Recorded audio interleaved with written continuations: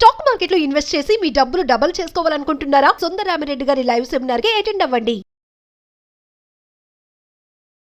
నమస్తే రమగారు. నమస్తే జయ. రమగారు, ఏదైనా మంచి స్టోరీ చెప్పండి. పంచాయతీ కథ చెప్తా. ఓ, ఈ పంచాయతీ కథ ఇంచుమించుగా పాతకాలపు భాష ఉంది. 18th అంటే 40లో అట్లా రాయబడింది. 19వ శతాబ్దపు మొదటి కాలపు కథలు అయి ఉంటాయి. ఇప్పుడు మనం ఊళ్ళలో తీర్పులు కావాలంటే మనకు తెలిసే పంచాయతీ తీర్పులు మన చిన్నప్పుడు చూసేవాళ్ళం కదా. తర్వాత క్రమంగా అన్ని కోర్టులు వ్యవహారాలు వచ్చేసినాయి. అప్పుడు కూడా కోర్టులు ఉండేవి, కానీ కోర్టు వ్యవహారం ఉండేది ఆ రోజుల్లో కూడా.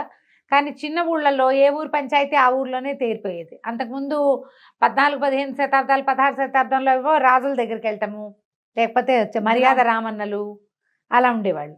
తర్వాత క్రమంగా పంచాయతీ అంటే ప్రభు ఆజ్ఞ అనమాట. ఒక 5గురిని సెలెక్ట్ చేసుకునేవాళ్ళు. ఈ 5గురిలో ఒకడు న్యాయాధికారి. ఆ న్యాయాధికారిని ప్రతిపక్షులే, అంటే ఈ కేసు ఎవరు పెట్టారో, కేసు అంటే వాది ప్రతివాది ఇద్దరు కూడా సెలెక్ట్ చేసుకోవచ్చు. ఓకే, ఎవరో ఒకళ్ళకి అవకాశం లభించేది. ఈయన చెప్తే మాకు న్యాయం అంటే ఆయన చెప్పిందే న్యాయంగా పాటించాలన్నమాట. పంచాయతీ ఆజ్ఞ ప్రభు ఆజ్ఞ, అలా పాలించేవాళ్ళు. ఆ కాలంలో ఇంకా కొంచెం అవి ఉండేవి కదా. అదేలేండి. అయితే ఒక ఊళ్ళో ఇలా పంచాయతీ జరిగే ఒక ఊళ్ళో నారాయణరావు అని ఒక ఆయన, ఈయన ఒక నాయుడు. తర్వాత ఏమో షేక్ మదీనా అని ఒక అతను, తెలుస్తుందిగా పేరుని బట్టి. అంతే. వీళ్ళిద్దరూ చిన్నప్పటి నుంచి స్నేహితులు. మదీనా కొంచెం దురుసువాడు, నారాయణరావు కొద్దిగా మృదు స్వభావం. దురుసువాడైనా కూడా వీళ్ళిద్దరూ ఫ్రెండ్లీగానే ఉండేవాళ్ళు. చాలా విషయాల్లో వ్యాపారాలు అవి చిన్న చిన్న వాటాలప్పుడు కలిసేవాళ్ళు, ఏదైనా వ్యవహారం ఉన్నప్పుడు కలిసి మాట్లాడుకునేవాళ్ళు. తర్వాత ఒకళ్ళకి మీద ఒకళ్ళకి ప్రీతి ఉండేది. ఇంకా ఎలా ఉండేదంటే, నారాయణరావు ఏదైనా యాత్రలకు వెళ్తే తన పొలం పుట్ర వ్యవహారాలన్నీ ఈ మదీనాకు అప్పచెప్పేవాడు. మదీనా కూడా యాత్రలకు వెళ్ళేవాడు వాళ్ళ అమ్మని తీసుకుని, దర్గాలు అవి చూడడానికి. అలాంటివి అప్పుడు ఆ రోజుల యాత్రలు అంటే 10 నెలల రోజులు పట్టేసేది కదా. తన ఇల్లు వాకిలి గొడ్డు గోదా పొలం వ్యవహారం అవి నారాయణరావుకి అప్పచెప్పేవాడు. అంత స్నేహం అనమాట. ఆస్తులు అప్పచెప్పడం అంటే స్నేహం కదా. అయితే అప్పుడట ఈ షేక్ మదీనాకి ఒక పింతలు ఉండేది, దూరపు ఆవిడే. ఆవిడకి పిల్ల జల్లా లేరు, భర్త కూడా గతిచ్చాడు. ఆవిడకి ఒక 3 ఎకరాల పొలం ఉండేది. అయితే ఆవిడని చూడ్డానికి వెళ్ళినప్పుడల్లా పళ్ళు పాలాలు పట్టుకెళ్ళి మొగుడు పెళ్ళాం ఇద్దరు, నువ్వు నా దగ్గర వచ్చి ఉండు, నీ పొలం నా పేరుని రాసి నీకు ఆ ఒక ముద్ద నేను వేయకపోతానా, ఇట్లా ఒంటరిగా ఎందుకు పడుంటావు ముసలిదానివి అనేవాడు. అనగా ఈ ముసలావిడికి నేను చేసుకోలేకపోతున్నా, ఒంటరిగా ఉండలేను, అక్కడికి వెళ్తే కోడలు ఒక ముద్ద వేస్తుంది అని చెప్పి ఇక్కడికి అనుకున్నాక ఈ మదీనా గారు చాలా ప్రయత్నం చేసి ఆ 3 ఎకరాలు తన పేరు మీద రాయించుకున్నాడు. ఆ ముద్ర పడిన దగ్గర నుంచి ఇక మొదలు ఆ ముద్ద వేసే బాధ కష్టంగా ఉంది వాళ్ళకి. ఏదో ఒకటి అనేది కోడలు బేగం గారు తిట్టేది, విసుక్కునేది, ఈవిడ ఒకటి తగలబడింది అనేది. అంతకుముందు చక్కగా స్వీట్లు గీట్లు చేసి పట్టుకెళ్ళి మంచిగా షీర్ కుర్మాలు అవి పెట్టేవాళ్ళు. షీర్ లేవు, కుర్మాలు లేవు, కూరలకే గతి లేదు, ఏదో పచ్చడి మెతుకులు పడేసేవాళ్ళు. ఆ పడేసే తిండి కూడా తిట్టేది, విసుక్కునేది. ఇంట్లో చిన్నపిల్లలు ఉంటే చేయలేక వస్తుంటే ముసలాళ్ళకి ఎక్కడ చేస్తామనేది. ఆవిడకి మెత్తగా వండాలి, పిల్లాడికే వండుకోనా నీకే వండనా అనేది. నానా రకాలు, ఎన్ని రకాలో, ఎంత విసగటో. ఒక మనిషి వచ్చి అదనంగా మన ఇంట్లో ఉంటే ఆ మనిషి పని చేయదు, వేళకి దానికి అన్నం పెట్టాలి అంటే ఎంత కష్టమో. లోక సహజంగా జరిగేదే కదా. అక్కడి నుంచి ఏరా నాయన ఒకరోజు చెప్పింది దీనికి, మదీనాకి. ఆ మదీనా కూడా విసుక్కునేవాడు, ఏమిటి వెళ్ళపడా లేకుండా ఇప్పుడేమో తిండి అలా అనేవాడు. ఎదురుపడి ఏమనేవాడు కాదు, కానీ విసుక్కునేవాడు, వినపడుతూనే ఉండేది ఆవిడికి. ఇక ఉండలేక ఆవిడ విసిగిపోయి ఓ రోజు వచ్చి, మదీనా నాయన నేను వేరే ఉంటా, మీ ఆవిడ బాధలు నేను పడలేకుండా ఉన్నా, నాకు నెలసరి ఖర్చు ఇచ్చేయి, నువ్వు నాది కాచుకుని తాగుతా, నేను మీ ఇంట్లో నీకు అడ్డంగా ఉండను, నీ పిల్లల మధ్యలో నేను కూడా ఓ పిల్లగా ఉంటే మీ ఆవిడ భరించలేకపోతుంది అనేసరికల్లో కేకలేశాడు. అదేమిటి ఇంకా నయం, కాచుకుని తాగటం ఏమిటి, నీకు పైగా నువ్వు నాకు ఇచ్చిన దానికి నేను నీకు నెలసరి ఇచ్చేదానికి సరే ఒక నెలకు వస్తుంది, మిగిలిన 11 నెలలు నీకు ఎవడిస్తాడు, ఏదో ఒక వేస్తున్న ముద్ద తిని ఉండాలి కానీ అన్నాడు. నా పొలం రాయించుకునేదాకా నువ్వు ఆగలేదు కదుట్రా అంది ఆవిడ. అనేసరికల్లా ఏమన్నాడు, నువ్వు ఇన్నాళ్ళు బతుకుంటావని నాకు తెలుస్తామా, చస్తున్నాను నేను మొయ్యలేకన్నాడు. దాంతో ఆవిడ ఇంకా ఊరుకోలే. పైగా చుట్టుపక్కల ముసలమ్మలు ఉంటారు కదా, నీ పొలం తింటూ వాళ్ళు నిన్ను అంటమేమిటి అని ఈవిడ ఎగసం చూశారు. సరే ఈవిడ పంచాయతీకి వెళ్ళింది. పంచాయతీలో ఎవరెవరిని పెట్టుకోవాలో వాళ్ళందరికీ ఇళ్ళకెళ్ళి మాట్లాడింది. ఎందుకమ్మా ముసలిదానివి, రేపొద్దున నేను అయిపోయామంటే నిన్ను లాగిపడేయాల్సిన వాడేను, మరి అట్లా చేసుకోబోక పంచాయతీ దాకా వెళ్ళొద్దు అని వెళ్ళొద్దు చెప్పారా? అని చెప్పారు. కాదంది ఆవిడ. కాదు, 3 ఎకరాలు నా పొలం నా దగ్గర ఉంటే ఎవడో ఒకడు రోడ్డు మీద పోయేవాడైనా లాగేస్తాడు. అంతేగాని నన్ను అడిగి నన్ను ఇంటికి తీసుకొచ్చాక ఈ రకంగా చేసిన వాడితో నేను చచ్చినా ఉండనంది ఆవిడ. గట్టిగా ఉంది. ఆవిడ అలా వెళ్ళి నారాయణరావు వాళ్ళ ఇంటికి కూడా వెళ్ళి, నారాయణరావు ఆ ఊళ్ళో ఉన్న పెద్ద మనిషి, నాయుడు కదా అతను, పెద్ద నాయుడు. అడిగింది. అడిగి, బాబు నాయుడు గారు, నువ్వు చిన్నప్పటి నుంచి నేను నీకు తెలుసు కదా, నువ్వు కూడా మదీనాతో పాటు ఎన్నిసార్లు మా ఇంటికి వచ్చావు, పండగ వేళ నేను నీకు కూడా పాయసం చేసి పెట్టాను, మరి చూడు ఇదంతా అన్యాయమో, వాడు మదీనా నన్ను పొలం అడగటం నీకు కూడా తెలుసు కదా అని అన్నది. అనేసరికల్లా ఆయన ఏమన్నాడు, బాగానే ఉందమ్మా, కాకపోతే మదీనా నేను స్నేహితులు, నే కాదన్ను, వాడికి ఎదురు నేను చెప్పలేను, న్యాయం అన్యాయం నాకు తెలిసినా కూడా మిగిలిన పంచాయతీ వాళ్ళు ఎవరేమంటారో చూడు, వాడితో నా స్నేహం చెడిపోతుంది, నేను వచ్చి కూర్చున్నా బాగుండదంటే, బాబు ఇంతేనా, న్యాయం ధర్మం లేవా నాయనా, మీ నాన్న ఎంత గొప్పవాడు, పెదనాయుడు గారు ఎంత గొప్పవాడు, నువ్వు ఇట మంచివాడివి, నువ్వు కూడా ధర్మాత్ముడివి, నాకు తెలుసు కదా నీ వ్యవహారం అంతా, వచ్చి పంచాయతీలోనే కూర్చోవా అని అడిగింది. సరే నేను యువతలు కూర్చుంటానమ్మా, నేను పంచాయతీలో ఉండను, పక్కన కూర్చుంటాను అన్నాడు. బాగుంది. సరే వస్తానన్నాడు. ఆ పంచాయతీ రోజున వాళ్ళు 10 మంది చేరారు, ఈ మదీనా కూడా వచ్చాడు. మరి ఎవరినైనా సెలెక్ట్ చేసుకోండి ఒకళ్ళ న్యాయానికి అంటే, ముసలమ్మ ఎవరైనా నాకు పర్వాలేదండి, కానీ నాకెందుకు, ఆవిడే కదా కేసు పెట్టింది, ఆవిడకే ఇవ్వండి అన్నాడు. అంటే నేను నారాయణరావుని ఎన్నుకుంటానంది ఆవిడ. అందరిలో అనేసరికి ఇప్పుడు నేను కాదనకూడదు, నారాయణరావు తప్పు. ఈ మదీనాకి ఏమన్నా, అమ్మాయి నారాయణరావుతో నా స్నేహితుడు అనుకున్నాడు. చిన్నప్పటి నుంచి గోళీలు ఆడుకుంటూ పెరిగాం మేము, మనమాటే చెప్తాడు కదా, ఓకే ఎట్లా కొట్లా వాడి దగ్గరే ఉండు, ఇప్పుడు వెనక్కి నీకు 3 ఎకరాలు ఇప్పించాం తూచంటాడు అని నమ్మాడు. ఆ గట్టెక్కి కూర్చునేసరికి నారాయణరావు కనిపించింది, మదీనా నా స్నేహితుడైతే ధర్మం కదా నాకు స్నేహితుడిగా ఉండవలసింది, మదీనా తరఫున నేను మాట్లాడకూడదు అని ముసలమ్మకి ప్రతి నెల డబ్బివ్వు, లేదా ఆమె పొలం ఆమెకి ఇవ్వు అని చెప్పాడు. ఇదే చెయ్యాలి. పొలం ఇస్తావా, నెలసరి డబ్బు ఇస్తావా, నువ్వు నెలసరి డబ్బంటే చాలున ఆవిడ బతుకున్నంత కాలం నువ్వు పంచాయతీలో సమర్పించాలి, ప్రతిరోజు ప్రతి నెల పంచాయతీ నుంచే డబ్బులు తీసుకుంటుంది అనేసరికి ఇక తప్పనిసరి అయిపోయింది.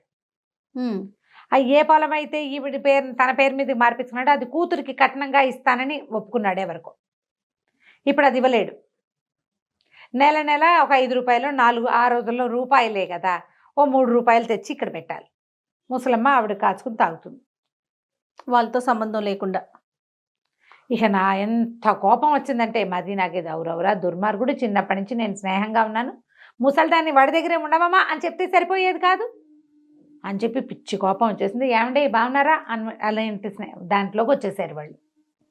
కనపడితే పలకరింపు తప్ప ఇక మళ్ళీ నారాయణరావుతో స్నేహాన్ని నెరపల. కొద్ది రోజులు కొంతకాలం గడిచాక ఈ నారాయణరావు 2 మైసూర్ ఎడ్ల జతను ఒకదాన్ని కొనుక్కొచ్చాడు. 2 ఎడ్లు ఎంత బాగుండేవో, భలే అందంగా ఉండేవి. అయితే ఏమైంది, ఆ ఎడ్ల జతలో ఒకటి కొంచెం ఓ ఏడాది పాటు బండికి కట్టారు, బాగా తిరిగినాయి, ఊళ్ళో అందరి దృష్టి వాటి మీద ఉండేది, ఎంత అందమైన జంటో అవి. సడన్గా ఒక ఎద్దు కాస్త చనిపోయేసరికల్లా మదీనా అందరి దగ్గర ఫ్రెండ్స్ దగ్గర ఏమనేవాడంటే, నాకు అన్యాయం చేశాడు, వాడికి శాస్తి అయింది, నాదే కొట్టింది, బేగం గారు కూడా అలాగే అనేది, ఇట్లాగే అనేవాళ్ళు వెనకాల మాటలు అనమాట. అయితే ఏమైంది, ఒక్కెద్దేముంది, ఈ ఒక్కెద్దుకి దానికి సరిపడా జంట అనుకోవడానికి చాలా ట్రై చేశాడు, కానీ పొట్టో ఏవి సమానంగా వచ్చేవి కాదు. అయితే ఆ ఊళ్ళో అప్పలస్వామిని ఒక ఒంటెద్దు బండి వ్యవసాయం చేసుకునేవాడు ఒక అతను ఉండేవాడు. పెళ్ళాం అప్పలమ్మ, అతను అప్పలస్వామి. అతను ఏం చేశాడు, ఈయన దగ్గరకు వచ్చి, నారాయణరావు నాకు ఒంటెద్దు బండి ఉంది కదా, పాత ఎద్దు ఎప్పుడో పోయింది, బండి అలాగే ఉండిపోయింది, మరి ఊళ్ళో అంతా మాసోళ్ళు వచ్చినా ఇప్పుడంతా వడ్లను ఇళ్ళకి చేర్చుకునే రోజులు, ఇలాంటప్పుడు కనుక నాకు ఎద్దు దొరికిందా, నేను చాలా హాయిగా వ్యాపారం చేసుకుంటాను అని మీ ఎద్దుని నాకు ఇవ్వండి అన్నాడు. 200 ఎద్దు, 400 పెట్టి తెచ్చాడు, 200కి ఒక ఎద్దు పోయింది పాపం. ఈ రెండో ఎద్దుకి 200 అంటే ఏమన్నాడు, అలాగే బాబు కొంచెం వ్యాపారం సాగనివ్వండి ఇస్తానన్నాడు. సరే ఈ బండి కట్టుకుంటే బండి చక్క పరిగెత్తేది, విపరీతంగా బండి వ్యాపారం చేసుకున్నాడు అప్పలస్వామి. అయితే ఏం చేశాడు, ఎంతసేపు గడ్డి మోపులు మోసేవాడు కానీ 4 పరకలు ఆ ఎద్దుకు వేసేవాడు కాదు అప్పలస్వామి. ఏదో ఎండుగడ్డి దొరికింది తినేది పచ్చికే తప్ప దానికి ఆహారం దొరకల. అంతకుముందు మైసూర్ ఎడ్లకి కొంచెం కాస్త చేత కావాలి, చక్కగా ఉలవలు, కాస్త దాణా, చిట్టు, తవుడు అలాంటివి పెడితే అవి నున్నగా ఉంటాయి. ఒట్టి గడ్డితో దాని బండి నడవద్దు దాని రకం. పైగా నారాయణరావు ఇంట్లో ఉన్నప్పుడు వాళ్ళు తవుడు చిట్టుతో పాటుగా మినపగడుగు పెట్టేవాళ్ళు, మినప్పొట్టు పెట్టేవాళ్ళు. ఎంతసేపు ఎద్దుని పోషించడంలో ఉండేవాళ్ళు. అప్పుడు నున్నగా ఉండేది. పైగా జోడిపోయిందన్న బెంగ ఒకటి ఉంది దానికి. ఇక్కడికి ఆహారం లభించక మెల్లిగా చిక్కిపోయి ఒకనాడు చాలా బరువు ఎక్కువ వేసేసాడు. ఒంటెద్దు బండికి రెండెడ్ల బండికి తేడా ఉంటుంది. రెండెడ్లు ఉన్నప్పుడు బరువు సమానంగా పంచుకుంటాయి. అవి ఒకటే ఉంటే అదొకటే కదా లాగాలి. దాంతో విపరీతమైన పనులతోటి ఆ ఎద్దు అలసిపోయింది. శక్తికి సరిపడా ఆహారం లభించాలి, ఎక్కడో కూలిపోయింది. అది కూలిపోయేసరికల్లా ఇంకేముంది, అయిపోయింది. ఎద్దు చనిపోయేసరికల్లా వీళ్ళు ఏమన్నారు, చచ్చుడు ఎద్దునిచ్చాడు నాకు నారాయణరావు అని తిట్టిపోశారు. నారాయణరావుకి ఏం తెలుసు? ఆయనేమో మాసోళ్ళ కోసం డబ్బులు వసూలు చేసుకోవడం కోసం వచ్చాడు. 200 ఇస్తానంటే కదా అంటే, ఏంటంటే భలేవారు, మధ్యలో కూలిపోయింది, ఆ ఒడ్లు ఇంటికి చేర్చినప్పటికి దేవుడు కనపడ్డాడు మాకు, చచ్చిపోయిన ఎద్దుకు డబ్బులు ఎందుకు ఇస్తాం, మేము చచ్చినా ఇవ్వమన్నారు. పోనీ వదిలేదంటే 200 చేదా, నెలకి 3 రూపాయలు ఒక మనిషికి ఖర్చు అవుతుంటే 200 ఎన్ని రోజులకు వస్తాయి, ఎంత డబ్బు. అక్కడి నుంచి అతను వదిలిపెట్ల. ఈ లోపల ఏంటంటే వీళ్ళే ఏదో నారాయణరావే ఎద్దుకు ఏదో చేయించాడని వీళ్ళు, అప్పల స్వామి ఏదో చేసేసాడని వాళ్ళు, ఇలా నానా రకాల మాటలు పుట్టినాయి. పంచాయతీకి వెళ్దామన్నారు. పంచాయతీకి వెళ్దామంటే ఈ లోపల ఏమైంది, అక్కడంతా ముందంతా మదీనాకి శత్రువులందరూ మదీనా శాస్తి అయింది అనుకున్నారు. ఇప్పుడు నారాయణరావుకి ఒకళ్ళిద్దరు శత్రువులు ఉన్నారు. అప్పల స్వామి ఎలాగో ఉన్నాడు. ఈసారి మళ్ళీ పంచాయతీ పిలిస్తే షేక్ మదీనా కూడా పెద్ద మనుషుల్లో ఉన్నాడు. ఈ అప్పల స్వామి ఏమనుకున్నాడు, మదీనాకి ఇదివరకు నారాయణరావు ఎదురు తీర్పు చెప్పాడు. ఇప్పుడు కనుక మదీనాని మనం జడ్జిని చేస్తే, పంచాయతీ పెద్దవాడిని చేస్తే అప్పుడు నారాయణరావు రోగం కుదురుతుంది అనుకున్నారు. అనుకుని మదీనాతోటి మాట్లాడాడు. బాబు నువ్వు నాకు పంచాయతీ పెద్దగా ఉండమంటే, పంచాయతీ గట్టెక్కితే అదొక పెద్ద వేప చెట్టు, దాని కింద వేసిన గట్టు. ఆ గట్టెక్కుతుంటే మదీనాకు అనిపించింది, నారాయణరావు ఎవడు, నేనెవడు, అప్పలస్వామి ఎవడు, న్యాయం ధర్మం కాదు ఉండాల్సింది. మంచిగా ఈ గట్టు అంటే ధర్మం, ఇది ఎక్కటం, ఒకడికి ధర్మం చెప్పడం అంటే నేను ఆలోచించడం ఏమిటి, ధర్మం ఏది చెప్తే అదే చెప్పాలి.